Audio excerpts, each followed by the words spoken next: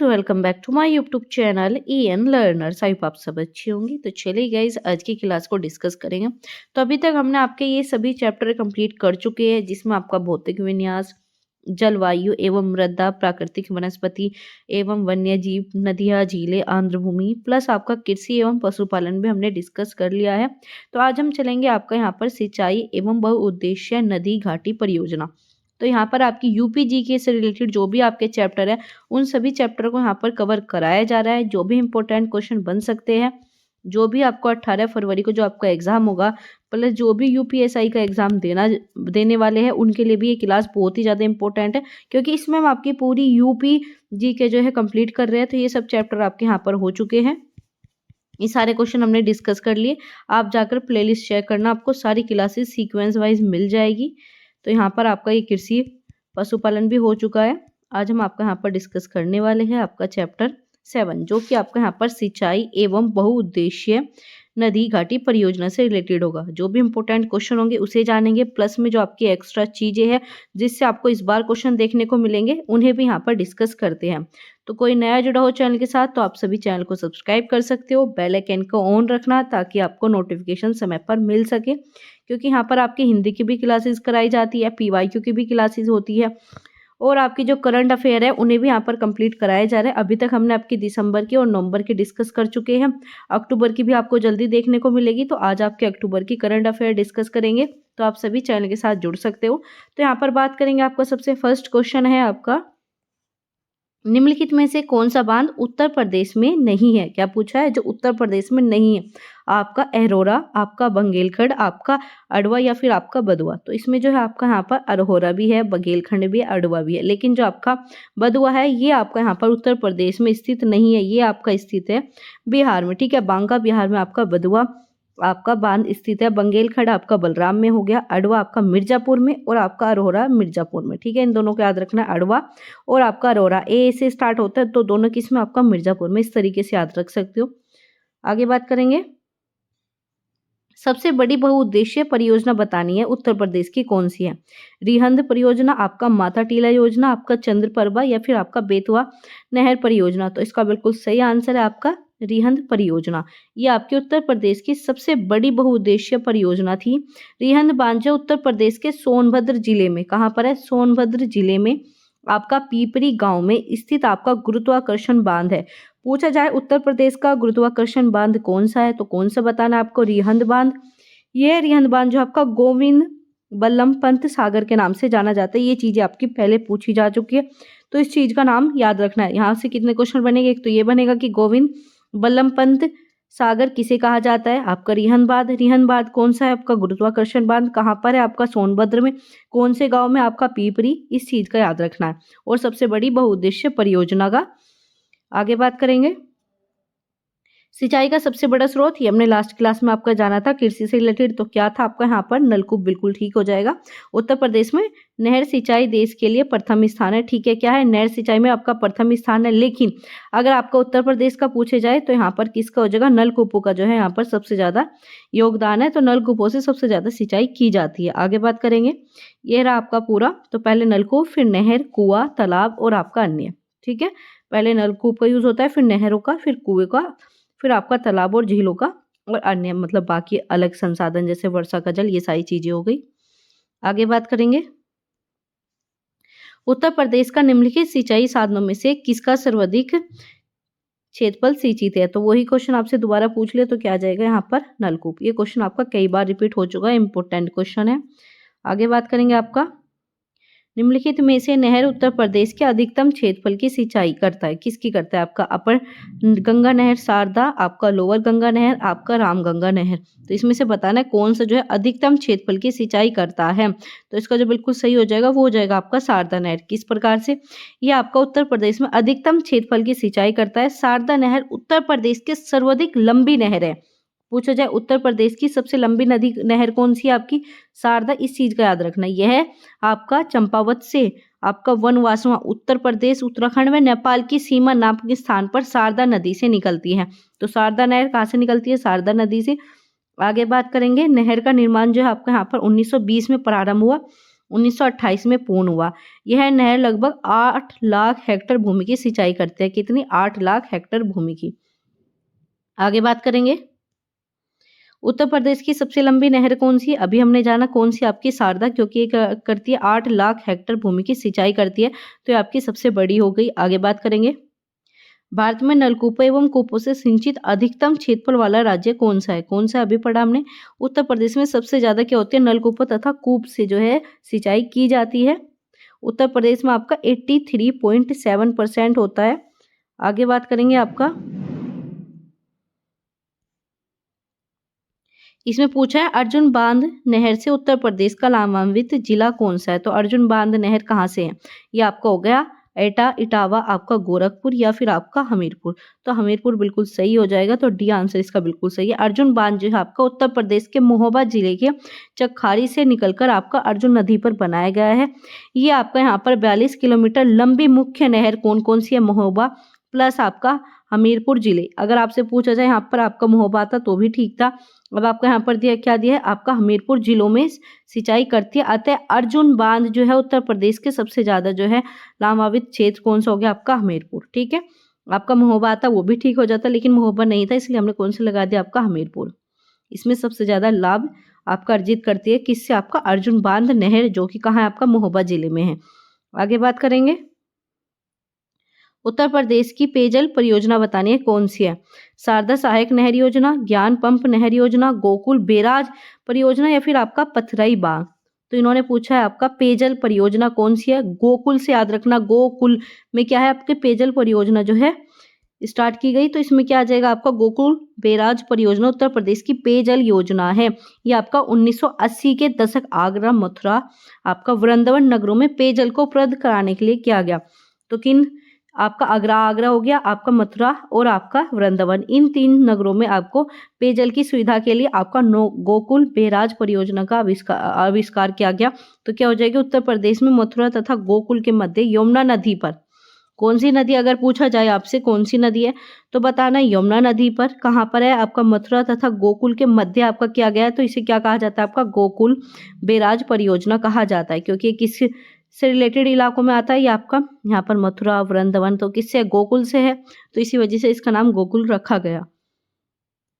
आगे बात करेंगे, आपका पूछा है रानी लक्ष्मी बांध परियोजना किस नदी पर निर्मित है? तो आपका घाघरा, सोन, बेतवा, चंबल।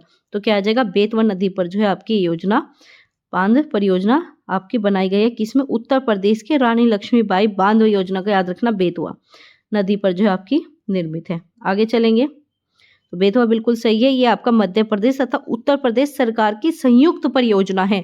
अगर आपसे क्वेश्चन बने मध्य प्रदेश तथा उत्तर प्रदेश सरकार की संयुक्त परियोजना कौन सी है, तो कौन सी बतानी है? रानी लक्ष्मीबाई परियोजना बेतवा नदी पर है। इसमें आपका ललितपुर, झांसी, हमीरपुर तथा आपका जालौन जिलों की लगभग आपकी यहाँ पर 2,64,00,000 एकड़ जो है आपकी यहाँ पर भूमि सिंचाई होती है। ठीक है, कितनी? आपकी 2.64 लाख एकड़ भूमि सिंचित की जाती है।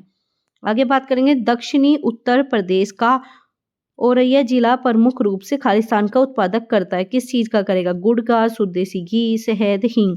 तो ये क्वेश्चन आपका 2019 में पूछा गया था, तो ये आपका आ जाएगा यहाँ पर शुद्ध देसी घी। ठीक है, दक्षिण उत्तर प्रदेश के औरैया जिले में शुद्ध देसी घी के लिए फेमस है। जिला जो है आपका कानपुर मंडल के अंतर्गत आता है। गुड़ का प्रमुख उत्पादन कहाँ पर होता है? आपका अयोध्या। पूछा जाए गुड़ सबसे ज्यादा कहाँ पर? आपका अयोध्या में, मुजफ्फरनगर में। और आपका हींग का पूछा जाए, हींग का आपका हाथरस, याद रखना है, हींग का हाथरस, हींग आपका हाथरस, है से हींग और है से आपका हाथरस, इस प्रकार से याद कर सकते हो। गुड़ आपका कहाँ पर है? अयोध्या। अयोध्या की आपकी बहुत मीठी है, तो क्या कर दोगे? गुड़ और अयोध्या, इस प्रकार से याद रख सकते हो।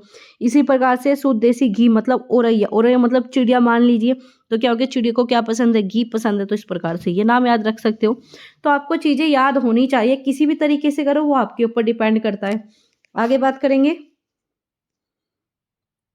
क्वेश्चन नंबर 12, प्राकृतिक रूप से उगने वाले बहुवर्षीय घास जिसे स्थानीय बोली खालिस्तान के रूप में जाना जाता है, अमेठी जिले के तराई क्षेत्रों में पाई जाती है। स्थानीय लोग इस घास में कई प्रकार की सजावटी सामान और घरेलू उत्पाद बनाते हैं, जिसे आपका मूंज उत्पाद कहा जाता है। तो कौन सा है आपका बताना है? आपका बहिया हो गया, सरपत हो गया, दूब हो गया, या फिर आपका दूर्वा हो गया। तो क्या हो गया, सरपत के रूप में जाना जाता है। स्थानीय भाषा में क्या कहा जाता है आपका, सरपत। ठीक है, जिसे आपका मूंज उत्पाद के नाम से जाना जाता है। तो आपका बी बिल्कुल सही हो जाएगा, सरपत या फिर आपका मूंज घास एक ही बात है। ये प्रकृति में उगने वाली बहुवर्षीय घास है जिसे आपका सरपत के नाम से जाना जाता है। ये उत्तर प्रदेश के अमेठी जिले के तराई क्षेत्रों में पाई जाती है। याद रखना है, तराई क्षेत्र कहाँ पर होते हैं आपके उत्तर प्रदेश में, कहाँ पर, अमेठी के जिले में ये आपकी पाई जाती है। स्थानीय लोग कई प्रकार की सजावटी सामान के लिए इस चीज का यूज करते हैं। सरपत कुश की तरह होती है जिसे आपका टहनी नहीं होती, इसमें क्या नहीं होती, आपकी टहनी का प्रयोग नहीं होता, इसमें टहनी नहीं उगती। तो आपका ठीक हो जाएगा। आगे बात करेंगे क्वेश्चन नंबर 13। इसमें पूछा है निम्नलिखित में से कौन सी फसल उत्तर प्रदेश के आमतौर पर व्यापक रूप से उगाई जाती है। कल हमने ये चीजें बहुत अच्छे से पढ़ी है, तो क्या आ जाएगी, इन्होंने पूछा है नहीं उगाई जाती। ठीक है, नोट का याद रखना है। तो गेहूं तो उगाया जाता है, तिलहन भी देखा था हमने, और आपका चावल भी। चावल में आपका उत्तर प्रदेश दूसरे स्थान पर है, गेहूं में प्रथम स्थान पर है। ऐसे आ जाएगा आपका कपास। कपास जो है उत्तर प्रदेश में नहीं उगाई जाती, आमतौर पर सबसे कम उगाई जाने वाली फसल है। तो आपका आ जाएगा यहाँ पर कपास बिल्कुल ठीक है। जबकि क्या उगाई जाती है, गेहूं, चावल, तिलहन, गन्ना, जौ और आपका आलू। कपास उत्तर प्रदेश में नहीं उगाई जाती क्योंकि यहाँ पर कपास की खेती हेतु यहाँ पर मिट्टी नहीं है, काली मिट्टी में ही आप कपास की खेती होती है। तो इसके लिए जो आपका गुजरात हो गया, महाराष्ट्र में सबसे ज्यादा काली मिट्टी इसके लिए उपयुक्त होती है। और काली मिट्टी उत्तर प्रदेश में केरल मिट्टी के नाम से जानी जाती है। कौन सी, केरल मिट्टी के नाम से कौन सी आपकी, काली मिट्टी। काली मिट्टी मतलब कपास के लिए। इन चीजों को याद रखना है। और कपास का उत्पादन में सबसे प्रमुख स्थान गुजरात और आपका महाराष्ट्र, सेकंड नंबर पर महाराष्ट्र। नींबू पूछा है, नींबू सबसे ज्यादा कहाँ पर उगाया जाता है, आपका सहारनपुर, मेरठ, आपका फतेहपुर, प्रतापगढ़, आपका लखनऊ, हरदोई, इलाहाबाद, वाराणसी। तो क्या आ जाएगा, मेरठ और आपका सहारनपुर में नींबू को सबसे ज्यादा उगाया जाता है। और नींबू का पूछा जाए वैज्ञानिक नाम क्या है, तो याद रखना है आपका साइटेट लीमोन जो है इसका वैज्ञानिक नाम है। ठीक है, इस चीज से क्वेश्चन बनेगा। आगे चलेंगे क्वेश्चन नंबर 15। इसमें पूछा है कुल गन्ना उत्पादन कितने प्रतिशत प्रदेश में पैदा कर रहा है। कितना है आपका, 10 से 15, 20, 25, 25 से 30 या फिर 25 से आपका 40। उत्तर प्रदेश जो है गन्ना के मामले में नंबर 1 पर है। तो इस प्रकार से जो आपके यहाँ पर 25 से लेकर 40% का उत्पादन गन्ने का आपका उत्तर प्रदेश ही करता है। तो इस प्रकार से क्या आ जाएगा, डी आ जाएगा। और भारत का कुल गन्ना उत्पादन पूछा तो 25 से आपका 40%। आगे बात करेंगे, आपका यहाँ पर देख सकते हो 40% जो आपका उत्तर प्रदेश, मतलब 41 हो गया, 40 41 एक ही है, मतलब आपका यहाँ पर 41% जो है उत्तर प्रदेश। महाराष्ट्र आपका सेकंड नंबर पर है, तमिलनाडु आपका थर्ड, कर्नाटक फोर्थ, और बाकी जो राज्य है वहाँ पर भी उगाया जाता है, लेकिन सबसे ज़्यादा उत्तर प्रदेश और भारत जो है नंबर 1 पर है। आगे बात करेंगे, आमों का सबसे बड़ा उत्पादक कौन है, आपका उत्तर प्रदेश, बिल्कुल ठीक। कल हमने पढ़े आमों की किस्म कहाँ पर कौन सी उगाई जाती है, दशहरी आम, आपका लंगड़ा आम, ये सारे कहाँ पर उगाए जाते हैं, वो सब हमने आपकी लास्ट क्लास में पढ़े थे। वहाँ से कई क्वेश्चन पूछे जाएंगे, तो उस क्लास को जरूर देख लेना। तो यहाँ पर क्या है, आमों का सबसे बड़ा उत्पादक जो है आपका उत्तर प्रदेश हो गया। इसके बाद आपका आंध्र प्रदेश आता है, कर्नाटक, बिहार, गुजरात। ठीक है, इनमें से कौन सी मुख्य एजेंसियों में से एक नहीं है, नोट का याद रखना है, जो उत्तर प्रदेश में भारी मात्रा में अनाज भंडारण करने में शामिल है। ठीक है, बताना है कौन सी नहीं है। तो इसमें आपका कौन सा हो जाएगा, FCI हो जाएगा, FDI हो जाएगा, आपका SWC हो जाएगा, CWC हो जाएगा। तो इसका बिल्कुल सही है आपका बी जो है आपका उत्तर प्रदेश की एजेंसी नहीं है।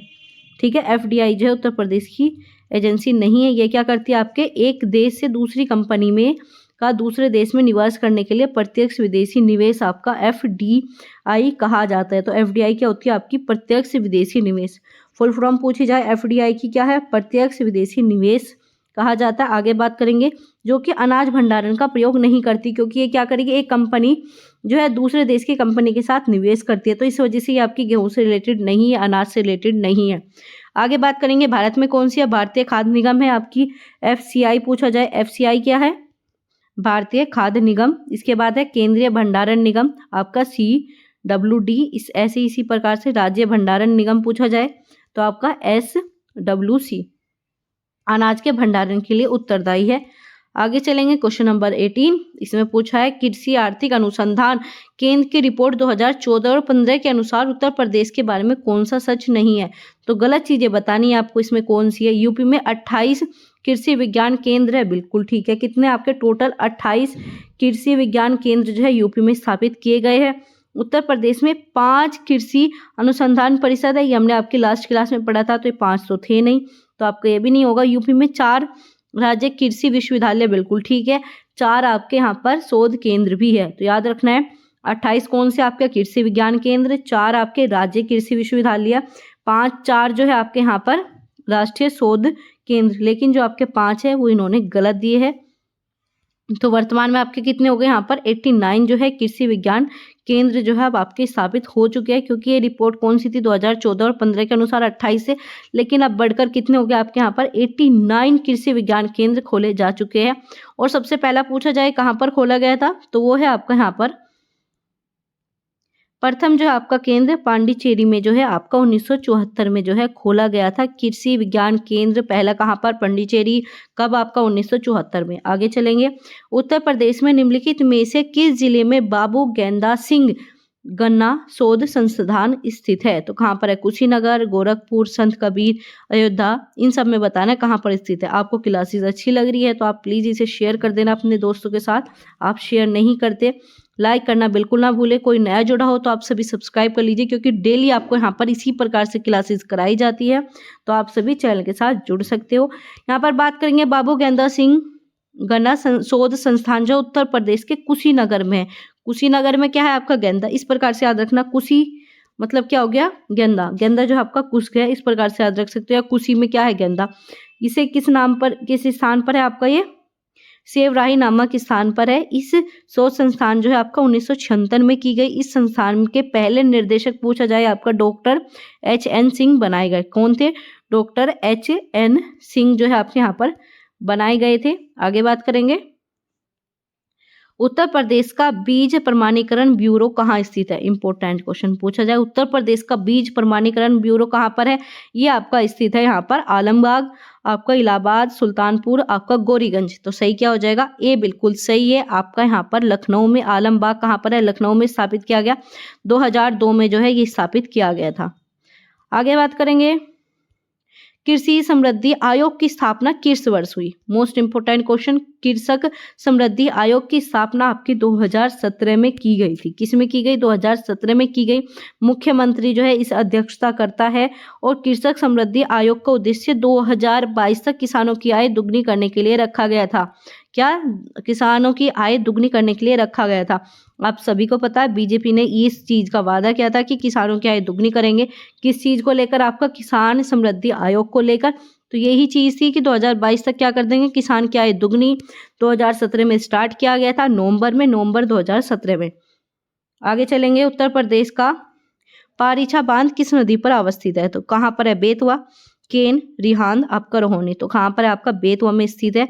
और बेतवा कहाँ है आपका, झांसी के जिले के, यहाँ पर पूछा जाए परीछा नामक स्थान पर बेतवा नदी पर बनाया गया। नदी बेतवा है, स्थान कौन सा है, पारीछा, और जिला कौन सा है, झांसी, और राज्य कौन सा है, उत्तर प्रदेश।